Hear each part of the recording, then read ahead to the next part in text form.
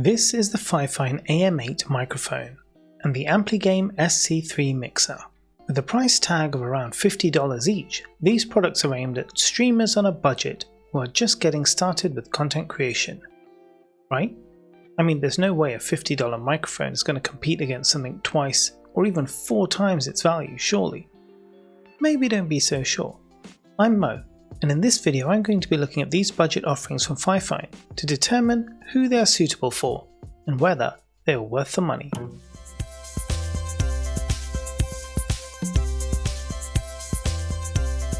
Before we get started, let me just say that both of these were sent to me free of charge by Fifine to review. However, my stipulation was that the review will be brutally honest even if unfavourable, to which they agreed. In fact, they said that if the review was unfavourable, they would take that information away to learn from, which was a refreshing response from a marketing department. Despite having been given these products for free, Fifine has not paid me any money to review them, and my opinions here are unbiased. With that out of the way, let's crack on. The Fifine AM8 microphone is both a USB and XLR dynamic microphone. What does that mean exactly? Firstly, let's just skip over the dynamic microphone part. If you want an explanation about what dynamic microphones are and how they work, and how they're different from condenser microphones and all the others, you can enjoy endless Reddit pages of discussion around the topic. It's enough to know that, for live streaming, the majority of microphones aimed at this niche will be dynamic. Let's move on to that other bit then, USB and XLR. This means you can connect it to your device via a USB cable, or through an audio interface with an XLR cable. There aren't many microphones that have this capability. Most of them are one or the other, especially at this price range. But why does that matter exactly?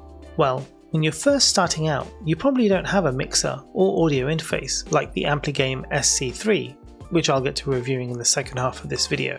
That means that the XLR connectivity that comes with more expensive microphones won't be of any use to you. You'll want a microphone that you can connect to your device with a standard USB cable. Most of the other entry-level streaming or content creation microphones have a USB interface. So if you have USB, why do you want XLR? Well, after you get into the content creation game and you've been at it for a while, you'll probably decide that you'll like it enough to invest some money in boosting your quality. The first couple of purchases you'll likely make will be around visual enhancements, whether it's a new camera or lighting, and the other will be sound. The next step up from a USB microphone is having one that can plug into an audio interface, providing a higher quality of sound. What Fifine is offering in the AM8 by having USB and XLR available is both an entry and intermediate level microphone for $50. Other dynamic mics with this offering cost around 3 to 4 times that price at least. Of the well-known brands, you're likely to come across the Rode PodMic USB for $200 or the Shure MV7 Plus for $300. Okay, so $50 doesn't seem too bad compared to $200 or $300, but it's still pointless if it sounds terrible. You're better saving up your money and buying something that sounds good. So let's have a listen to how the microphone actually sounds. For my day-to-day live streaming and content creation, and for this video, I use the Shure MV7 Plus. I will do a comparison side by side of the $50 Fifine AM8 in USB mode against the $300 Shure MV7 in USB mode. Have a listen. When Mr. Bilbo Baggins of Bag End announced that he would shortly be celebrating his 11th birthday with a party of special magnificence, there was much talk and excitement in Hobbiton. Bilbo was very rich and very peculiar, and had been the wonder of the Shire for 60 years, ever since his remarkable disappearance and unexpected return. Now that's raw without any interference from software settings or post-processing. Let's take a listen to both of those now through OBS with my standard live streaming filters. I'm using the exact same settings on both. The riches he had brought back from his travels had now become a local legend, and it was popularly believed, whatever the old folk might say, that the hill at Bag End was full of tunnels stuffed with treasure. And if that was not enough for fame, there was also his prolonged vigour to marvel at. Time wore on, but it seemed to have little effect on Mr. Baggins. I'll let you make up your mind whether the difference here is worth $250.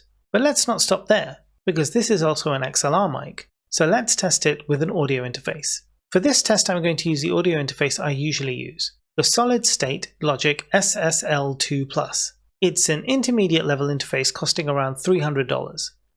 Take a listen. At 90, he was much the same as at 50.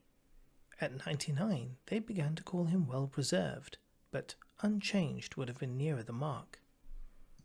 There were some that shook their heads and thought this was too much of a good thing. It seemed unfair that anyone should possess apparently perpetual youth, as well as reputedly inexhaustible wealth. Now let's do the same thing again through OBS with my streaming filters applied. It will have to be paid for, they said. It isn't natural, and trouble will come of it. But so far trouble had not come, and as Mr. Baggins was generous with his money, most people were willing to forgive him his oddities and his good fortune. He remained on visiting terms with his relatives, except of course the Sackville Bagginses, and he had many devoted admirers among the hobbits of poor and unimportant families. He had no close friends, until some of his younger cousins began to grow up. Can you hear $250 worth of difference between those two microphones? And what about build quality? The MV7 is solid, has a metal body, and has so far lasted me 3 years with no issues whatsoever. The Fifine is plastic, I've only had it for a couple of weeks. Will it last for 3 years? Or more? I don't know, but it does come with a 2-year warranty. It has a built-in pop filter, and we'll test that out right now. Pop, pop, pop. 1, 2, 3, pop, pop, pop. And let's compare that to an external pop filter. Pop, pop, pop. 1, 2, 3, pop, pop, pop. The other features it has from a practical and aesthetic point of view, when using it in USB mode, you will get RGB lighting, touch-sensitive buttons for muting, and there'll be a couple of controls on the mic as well, one for gain and the other for headphone levels. When you plug this mic into your computer, it also acts as a sound device, so you can hear yourself directly if you wish, and also all the sounds from your computer by plugging headphones directly into the microphone at the back here. When you use it in XLR mode, however, you won't get all the lights or the muting. The instruction guide that comes with the mic is pretty comprehensive, and if you do get this mic, I'd suggest looking at those for a complete breakdown of how to use it. Finally, the microphone comes with a bass stand. I would suggest losing that pretty quickly and investing in a boom arm. That's not a dig at this mic, I would say the same about any mic that came with a bass stand. The mic already comes with a pretty nice yoke mount that you can connect to any boom arm, and the advantage of it being made of plastic means you don't even need a very expensive heavy-duty boom arm to support it. With a bass stand, you're going to pick up every single sound vibrating through your desk, every keystroke, table knock, and probably footstep as well, depending how heavy-footed you are when you walk. Get it off the table and onto an arm. Hopefully you've gained more of an insight into this mic, and maybe this video has helped you to decide whether you want one or not. For what it's worth, I would say that if you're a streamer on a budget, you're looking to get into live streaming or content creation, and you want a decent first mic that is upgradable to evolve with your level of quality, then I'd be hard pushed to find anything remotely comparable beyond $150. What you're getting for the price is an absolute steal. Now we've talked about the microphone, let's discuss the mixer. This is the Fifine Amplygame SC3 gaming mixer. It's an audio mixer that accepts a wide variety of inputs and outputs, with the focus being to enhance your gaming entertainment experience. Whatever that means. Well, let's find out. Thankfully we have an XLR microphone on hand, you know, the one I just reviewed. So let's get that plugged into this thing and see what we're working with. The SC3 has all these connections and buttons and sliders. If you're used to using mixers, this probably won't faze you too much, but if you're not, then it's probably a bit overwhelming. Previously you saw my SSL2 audio interface. This thing is quite different. Sure, it lets you plug in an XLR microphone, but that's pretty much where the similarities end. Audio interfaces like the SSL2 or the Focusrite Scarlett, a common interface used by many streamers, are designed with sound quality in mind. They aren't about gimmicks or sound effects, which is what the SC3 appears to be focused on. I won't say much more right now, let's hear what the AM8 sounds like through the SC3. Here's the AM8 on the SC3. Currently, all the filters on the SC3 are set on. These are the filters I would use for streaming. Let's turn those filters off. Right, there you are. That's what it sounds like with the filters off, and once again let's put those filters on. Okay, and here it is with the filters on. Now here it is again on the SSL2. It will have to be paid for, they said. It isn't natural, and trouble will come of it. But so far trouble had not come, and as Mr. Baggins was generous with his money, most people were willing to forgive him his oddities and his good fortune. I know I'm comparing a $50 mixer to a $300 mixer, but the Focusrite Scarlett Solo only costs around $100 and would sound similar to the SSL2. But wait though, how would my Shure MV7 Plus sound through this mixer? Maybe with a higher quality microphone it might sound better. Well, let's find out. Now this is the Shure MV7 on the SC3 via XLR cable. This has got all the streaming filters built in. I'll just turn those off for you for a second so you can hear the difference. Okay, that's the filters turned off. And there's the filters turned on again. So, a $300 mic on a $50 interface sounds underwhelming. But a $50 mic on a $300 interface sounds amazing. If anything, that's a sign for you to invest more money in a decent audio interface and get a cheaper mic. But let's check out the other features of this mixer before we write it off completely. For starters, it provides phantom power for microphones that require it. I'm not going to lie, that's a pretty decent feature for a $50 mixer. You also get an auto tuner and voice changer. The idea of this is to allow you to change your voice directly in the hardware. Pretty cool. Let's hear what it sounds like. I have my filters on and now I'm going to test the different effects on the mixer itself.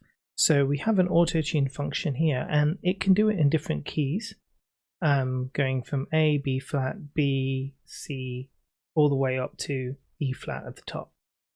Okay, and I'm auto tuning myself in A. How does this sound? Let's try auto tune myself in C. Is this any better? The other effect is a voice changer, and I'll go through some of the different voices that you can do. Here is the male voice. Here's the female voice. Here is the robot voice. Here is the monster voice. Here is the baby voice. And here is the elder voice. Let's stop all those. The other thing you can do is actually record moments in time as you're speaking. Hit one of the custom buttons and you can record up to 15 seconds and then play that back. The other features allow you to mute the microphone and also change the microphone levels. For example, I can turn my microphone level, and that means you wouldn't be able to hear me, and we're all the way back up again. You can also mute the microphone, so I'll just start talking and then I'll hit. Now I'm talking again. And you can mute and monitor all of the different options. So for example, line in can be muted, line out can be muted, and the microphone can be monitored through the headphones. And you get the adjustable levels for each and every one of those. So again, with the microphone bringing the level all the way down. Yeah, okay. So that's quite interesting. The mic cutout level is much higher than off. So it gets to this point, maybe about a third of the way, or I'd say about a quarter of the way down the actual dial. Once you get about a quarter of the way, the mic just cuts out, and then the rest of the distance is meaningless. And as you go back up again, the mic will come back in once you go above the quarter mark. So it'll be nothing, nothing, nothing, then bam, it's in. I don't know if I'm sold on that, to be honest. A couple of other cool things you can have with this mixer is multiple inputs and outputs. Let's say you want to bring in sound from another device. You can use the line in. And if you want to output everything to another computer, say a PC dedicated to recording for example, you can use the line out. Now that's pretty nifty for $50. You can also listen back to yourself and use this as a sound card for your PC, much like the AM8 in USB mode. But what's the verdict? Honestly, I can't think of a decent audience for this mixer. Maybe if the built-in sound effects sounded good, or the actual sound quality was better, I'd recommend it. But honestly, I would say go and buy a Focusrite Solo secondhand for $60 to $70 and plug the AM8 into it. For around $120 in total, you'll have one hell of a professional sounding rig. In my opinion, I think Fifine have hit gold with the microphone, but the mixer leaves a lot to be desired. If you've got these products, or have used them yourself, please leave a comment and let me know of your experiences. I'd love to know how you got on. Remember that you can catch my live streams every Thursday here on YouTube and over on Twitch. Finally, feel free to join our wonderfully welcoming and fun Discord community. Links in the description below. Thanks so much for watching, and I'll catch you again next time.